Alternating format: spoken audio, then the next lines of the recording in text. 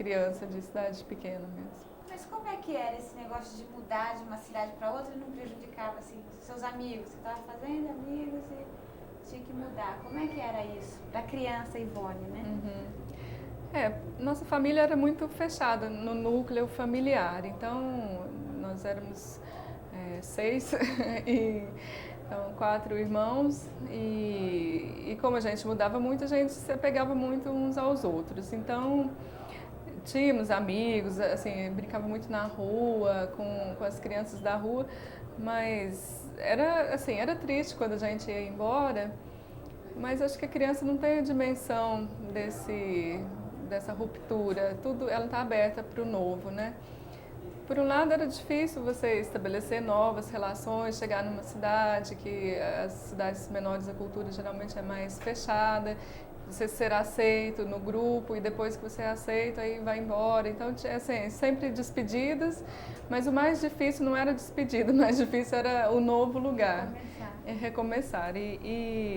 Mas essa formação foi muito importante para mim, porque na minha vida depois de adulta eu tive que recomeçar muitas vezes e não foi tão difícil assim recomeçar. Assim, hoje eu já encaro como uma coisa boa, quando você tem a oportunidade de recomeçar, não como uma coisa assustadora, né? Ivone, e como é que você chegou em Uberlândia? Por que você veio para cá? A primeira vez que eu vim para Uberlândia foi para fazer a faculdade de artes, que eu gostava de fazer artesanato, aprendi com a minha avó, aquelas coisas de bordado, crochê, então, e gostava de costurar, tinha vontade de ser estilista, artista, alguma coisa assim. E aqui tinha a faculdade de artes e era a cidade mais próxima de onde meus pais estavam morando na época, que era Patrocínio. Então eu vim para cá, prestei vestibular, passei, comecei a fazer artes e fiz um tempo. Depois meus pais mudaram para Uberaba e eu quis ir para Uberaba e fui fazer jornalismo lá porque eu queria ser fotógrafa também dentro dessa linha artística. Então daí eu já mudei para Uberaba. Tá, e quando é que você retorna para cá, para Uberaba? Então depois que eu concluí o curso de jornalismo, eu estava indo para Brasília, já tinha a indicação de um trabalho lá no jornal e aqui tinha uma assessoria de imprensa da prefeitura, era em 87, se não me engano. Não, era menos, 83, não me lembro, acho que é 87, sim. E aí o coordenador da assessoria de imprensa da prefeitura procurou o coordenador do curso de jornalismo em Uberaba, pediu para indicar recém-formados para trabalhar. E aí ele me indicou, então eu já estava em Brasília e como o salário era bom, a experiência era boa, eu vim para cá, para Uberlândia, para trabalhar na assessoria de imprensa da prefeitura, aí como jornalista. Daí fiquei aqui em Uberlândia uns 4 anos, ou uns 3 anos, e conheci o pai dos meus filhos, e aí ele recebeu uma proposta para ir para Campinas, e nós fomos para Campinas, e eu já estava grávida. E aí meus filhos nasceram em Campinas. Tá, e como é que você chegou na CTBC? Sim. Bom, então eu estava em Campinas trabalhando no jornal com meus 2 filhos de 2 e 3 anos e eu me divorciei e estava achando difícil ficar longe da minha cidade. Então eu vim para Uberlândia e quando eu cheguei eu fui através de uma amiga na CTBC, na área de comunicação, e tinha uma jornalista que ia sair de férias e na época a CTBC compensava as horas extras e as pessoas podiam escolher nas férias, elas podiam aumentar o tamanho das férias para compensar essas horas extras. Então a jornalista ia sair de férias e ia ficar 2 meses compensando com as férias e as horas extras. E eles me convidaram para cobrir as férias dessa jornalista. Eu cobri, eles gostaram do meu trabalho, eu fiz o jornal interno. Era a Maria Tereza Kersul, a coordenadora. E depois a outra jornalista saiu de férias, eu fui convidada de novo para cobrir. Eu fiquei cobrindo férias durante um tempo E nesse tempo eu também comecei a fazer o trabalho do livro Um Olhar sobre o Cerrado, que eu fiz o texto do livro que foi publicado pela CTBC, né? Junto com a Beatriz Masson. Ela fez as fotos e durante um ano eu fiquei fazendo o texto e fazendo também esses trabalhos na CTBC e trabalhos em outros lugares também. Eu fazia freelance em vários lugares, nos jornais e outras empresas também. O que era a área de comunicação na CTBC? Você entrou em qual ano? 97. Como é que era a área de comunicação, isso que você encontrou aqui? Já estava bem estruturada, assim, tinha um profissional para cada job, né? Na época tinha um jornal de TV, um jornal interno, um grupo de comunicação interna que dependia muito do contato das pessoas e tinha a área de publicidade e propaganda e relações públicas que fazia evento também. Então a empresa era mais enxuta, funcionava na 236, num mezanino bem apertadinho, todo mundo ficava bem unido. Bom, aí eu fui contratada nessa época, depois de várias coberturas de férias, né, para fazer o jornal interno. E tinha um desafio na área de criar um grupo de comunicação interna. Na verdade ele já existia, mas na época só tinha telefone, não tinha computador, internet, assim, computador tinha, mas não tinha a rede de e-mail, não era ainda interligado às cidades. Então tinha um desafio muito grande de padronizar a comunicação interna e de que as peças publicitárias, as campanhas, os programas, eles chegassem nas pessoas da CTBC nas cidades mais distantes antes que chegasse no cliente. Então era um desafio. Hoje parece uma brincadeira, né? Então muitas vezes as pessoas do atendimento lá de Paranaíba, do Mato Grosso do Sul, eram surpreendidas. O cliente chegava e falava assim, eu vi na televisão aquela campanha e tal, e a pessoa ainda não sabia, né? E isso era desagradável. Então, aí eu comecei, assim, com esse desafio de fazer acontecer esse grupo de comunicação interna. Então, não sei. Então, qual foi a proposta? Eu fiz uma reunião, convidei todas as pessoas, elas vieram para Uberlândia e eu perguntei qual que era a função delas, e elas disseram que era muito de relacionamento com o cliente, de repassar, era bastante institucional e que elas tinham algumas dificuldades. Então a gente levantou quais eram as dificuldades que elas tinham. Era de oratória, de escrita, redação, relacionamento interpessoal. E então eu propus para a área, né, para a comunicação, da gente fazer um programa de formação para essas pessoas e de integração. E ele acontecia assim, a cada 2 dias por mês, a gente se reunia em uma cidade diferente. Todo mundo ia para uma cidade diferente da CTBC. E nesse dia a gente recebia curso de redação, de oratória, de relacionamento interpessoal e autoconhecimento, dinâmicas. Então, tanto a gente ficou conhecendo todas as principais cidades e todo mundo ficou se conhecendo. Então, quando falava no telefone com uma, com outra pessoa, já sabia qual que era a carinha de cada um, né?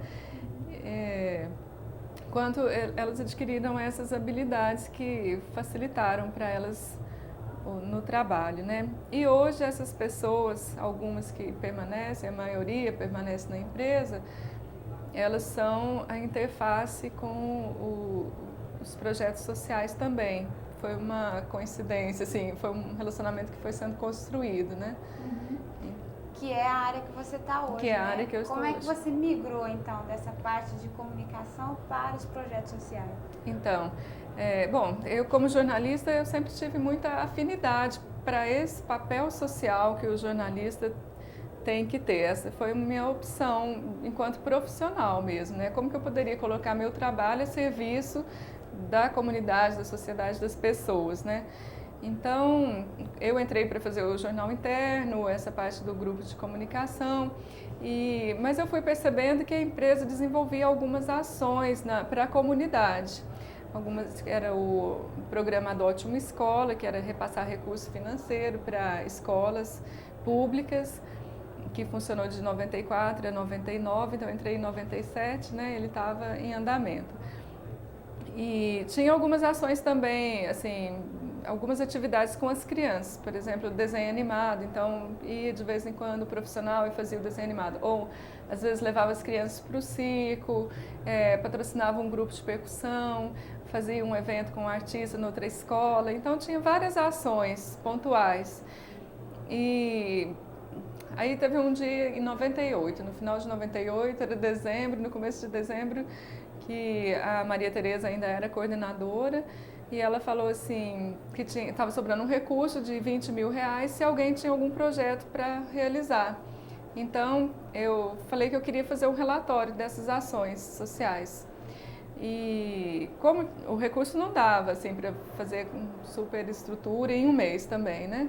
Então eu peguei o carro, era mês de chuva, as estradas estavam um horror, peguei minha máquina, eu tinha uma Nikon, que é profissional, né? E saí, fui para as cidades entrevistando as crianças, as famílias, as escolas, para fazer para sistematizar essas ações, né, para fazer o relatório. E daí saiu o primeiro relatóriozinho, papel reciclado, com as minhas fotos, o texto e as viagens e muitos pneus furados também na chuva. Então essa foi a primeira sistematização. Daí entrou um diretor superintendente na empresa, o José Carlos, que gostou muito desse relatório, ele ficou muito sensibilizado com o relatório e ele começou a incentivar mais as práticas de ação social na empresa, e ele tinha outras referências também, ele é carioca, já conhecia um pouco desse tipo de ação, que aqui pra gente ainda era um pouco desconhecido, né, no interior. E então, em 99, eu propus a gente fazer uma alteração no Adote uma Escola.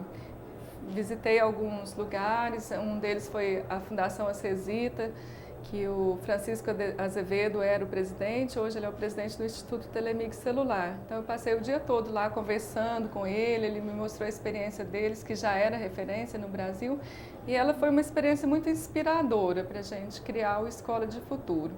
Então nós criamos a Escola de Futuro já com uma visão de programa, então em vez de adoção a gente passou a fazer parceria com as escolas, e isso foi uma diferença muito grande, porque a gente não repassa mais recurso financeiro para as escolas, a gente capacita os profissionais, os professores, para que eles promovam a mudança, uma transformação significativa na escola.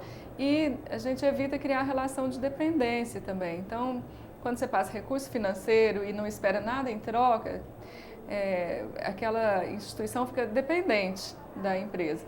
Então, através da parceria, que tem um tempo determinado para acabar, então a escola ela tem que se movimentar e conseguir realizar a transformação e todas as propostas dentro daquele período de 3 anos, porque ela sabe que vai acabar. E um dos objetivos é que ela continue fazendo outras práticas, né? Então, a gente pode detalhar a Escola de Futuro, mas assim, foi assim que eu fiz essa migração. E aí, dentro da empresa, eu comecei a fazer a assessoria de imprensa dos projetos sociais. Essa proposta da Escola de Futuro foi aceita pela diretoria, essa mudança, e em 99 nós estruturamos e implantamos em 2000. Então a primeira parceria foi 2000 e 2001, antes era 2 anos, com 12 escolas em 12 cidades diferentes. E aí nós estamos agora, né, no segundo ano da segunda parceria, e que acaba em 2004 com outras 12 escolas. Então no final de 2004 a gente vai ter feito a parceria com 24 escolas nessas 12 cidades, né? E aí dentro da empresa, o que aconteceu?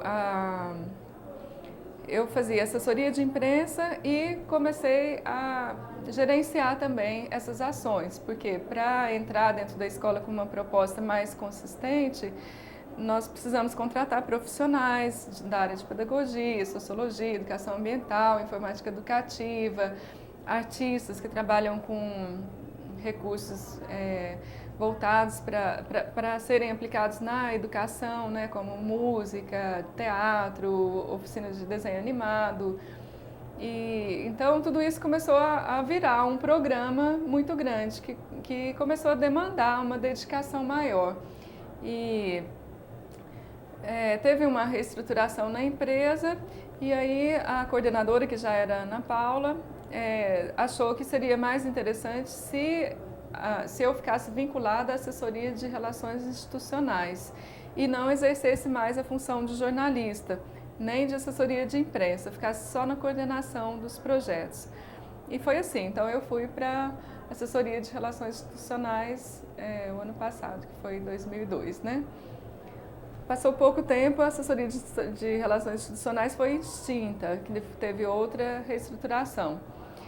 E aí o diretor de marketing, que é o Eduardo Parra, também tem muita afinidade com essa área e ele disse que a gente ficaria ligado diretamente à diretoria de marketing e na parte funcional a comunicação. E essa parte funcional então o orçamento, fica alocado na comunicação, aprovação de viagens e a parte de avaliação de performance, de aprovação de projetos, de prestação de contas é feito para o Eduardo Parra, para o diretor. E também depois que foi criado o Instituto, que eu trabalhei também na criação do Instituto Algar, né, que foi implantado no início de 2002, eu também me reporto a Eliane Garcia, que é a coordenadora executiva do Instituto Algar. Então, periodicamente, nós temos reuniões e eu repasso para ela como que está o andamento dos projetos e ela dá um apoio também. Ivone, o que é essa responsabilidade social? O que é isso? Explica, como é que é o teu trabalho ligado a essa área de responsabilidade social hoje? Então, é uma área nova, uma tendência, né, mundial, mas que começou na última década mais fortemente no Brasil, né? Teve uma configuração mais clara com a criação do Instituto Ethos e do GIF, e eles estavam sendo criados justamente no ano de 99, que foi quando a gente estava propondo essa mudança toda. Então, na época e que estava acontecendo esse movimento, a gente ainda não tinha muitas referências para buscar. Era muito assim, a Fundação Acesita faz um trabalho interessante, então vou lá conhecer. Eu sempre recebi muitos clipes e procurei me atualizar muito através da leitura dessas publicações e jornais especializados, né? Então, eu recebo diariamente uns 5, 6 clipes e estou sempre buscando essas referências. Mas, à medida que foram surgindo esses grupos, o GIF, o Instituto Ethos, a Fundação Abrinq, o selo Empresa Cidadã, nós fomos buscando essas referências. Então, uma das primeiras ações quando eu comecei a entrar mais nessa área, que eu busquei fazer foi filiar a empresa no GIF, a Algar foi filiada ao Instituto Ethos, e aí esses institutos, essas instituições, elas dão diretrizes do que está acontecendo, qual a melhor forma, a gente troca muito através de seminários e tal. Então, esse é um aspecto da responsabilidade social, uma tendência, né, num cenário mundial e uma tendência que tudo indica que vai ser um diferencial de mercado e que os consumidores vão exigir cada vez mais que as empresas tenham ações de responsabilidade social. Outro aspecto dentro da empresa é como que isso funciona, né? Como que é encarado isso. Então, eu acho que o Grupo Algar já demonstrou esse comprometimento através da criação do Instituto, né? Uma formalização do comprometimento. E está buscando muito, assim, os acionistas, eles estão convencidos e, assim, eles acreditam, eu acredito que eles acreditam que é melhor você ter uma empresa que contribui para a sociedade, né? E que em sua prática de negócio ela segue os princípios éticos. Então, só que hoje ainda existe um desafio de fazer com que todos os associados, todos os níveis hierárquicos, que não são muitos, né, percebam que tudo que você faz tem a ver com responsabilidade social, em qualquer área, não precisa ser só no núcleo de responsabilidade social.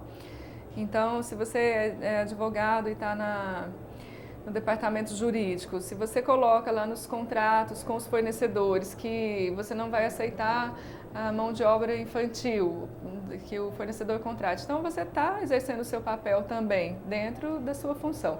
Então esse é o nosso desafio agora, disseminar essa cultura e fazer com que todos percebam que são agentes transformadores também, que não é privilégio de uma área só, de uma pessoa só. É um desafio. Agora, hoje nós temos alguns programas grandes e estruturados acontecendo. Então, um deles é o Escola de Futuro, que é essa parceria com escolas públicas, depois posso até detalhar, se for o caso.